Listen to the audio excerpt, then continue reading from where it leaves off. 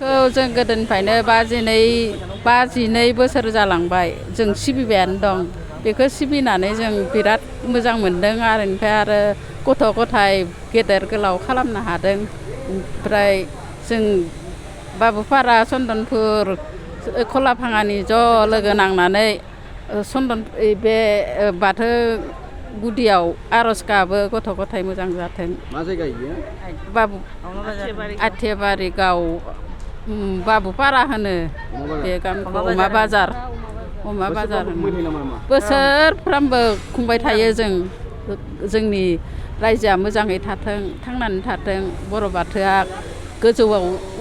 उथिनानै थाथों होननानै जों बर' बाथौखौ फुजिबाय थायो बिदिनो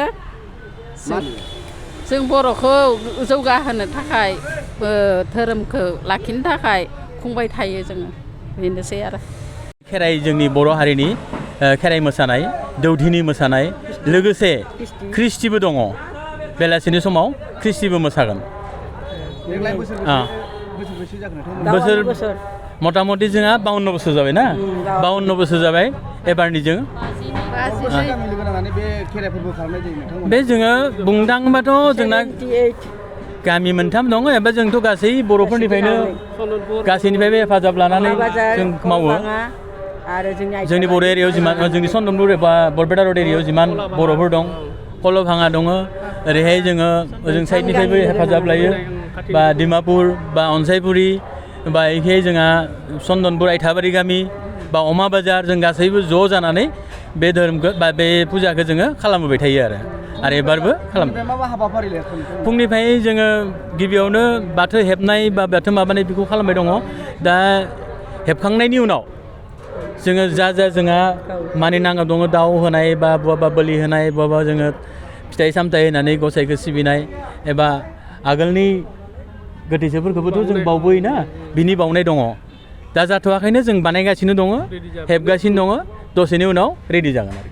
बे फोरबोआ जोंनि हारिनि मोजांनि थाखाय जोंनि गथ' गथायनि इयुननि मोजांनि थाखाय जों बे धोरोमखौ सिबिबाय दङ आरो इयुनावबो जों सिबिलांबाय थागोन जेब्लायलागै जोंनि जिउ थागोन अब्लायलागै जोङो जोंनि बर' धोरोमखौ जों गारनो हाया खावलायो जेनेबा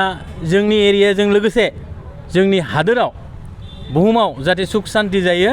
बिनि आसा लानानै जों आफा बोराइ बाथौनि खाथियाव आर'ज गाबगोन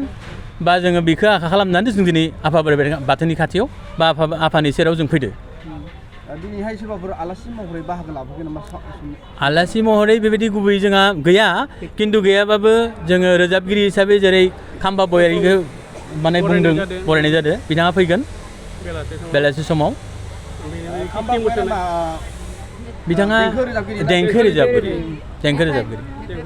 ख्रिस्टि मोसानाय जागोन बेनि उनाव जोंनि देवदिनि गोजोनथाव खौरां बाजाज बाइक लानो गोसो गुदुं सुबुंफोरनि थाखाय क'क्राझार नोगोराव थानाय दावहारु अट' एजेन्सिया फैगौ 16, 17, 18 आरो 19 नभेम्बरसिम दिवाली धामाका अफार्स आरो लोगोसे मेगा लन काम एक्सचेन्ज मेला होगासिनो दं दावहारु अट' एजेन्सियाव बायगिरि बिथांमोना लवेस्ट डाउन पेमेन्ट होनानै बाइक लानो हागोन आरो एक्सचेन्जनि खाबुआबो एभेलेबेल जागोन नोंथांमोना क'क्राझार नोगोराव थानाय दावहारु अट' एजेन्सि श'रुमजों लोगोसे कारिगाव फेस्टिभ आउटलेट दतमा फेस्टिभ आउटलेट आरो भटगाव फेस्टिभ आउटलेट ब्रान्च श'रुमावबो होबाय थानाय दिवाली धामाका अफार्स आरो लोगोसे मेगा लन काम एक्सचेन्ज मेलायाव फैनानै नोंथांनि लुबैनाय बाजाजनि बाइकफोरखौ गोसोबादि लाफैनो हागोन बाजाजनि बाइक सालायनो मोजां मोनग्रा रायजो राजाफोरनि थाखाय दावहारु अट' एजेन्सि श'रुमा लोगोसे मोजां अफारफोरबो लाबोदों बेफोरनो जाबाय free assured gift free seat cover 5 litre petrol free गंनै helmet free 12 times free washing coupon आरो बाइक बायगिरिफोरनो बाइकखौ मोजाङै साखोन सिखोन लाखिनो थाखाय 12 टाइम्स फ्री वाशिं कुपनबो हरनाय जागोन आबुङै मिथिना लाबावनो थाखाय 6000399187 8822018193 जानबुं नम्बराव खौरां लाहरनो हागोन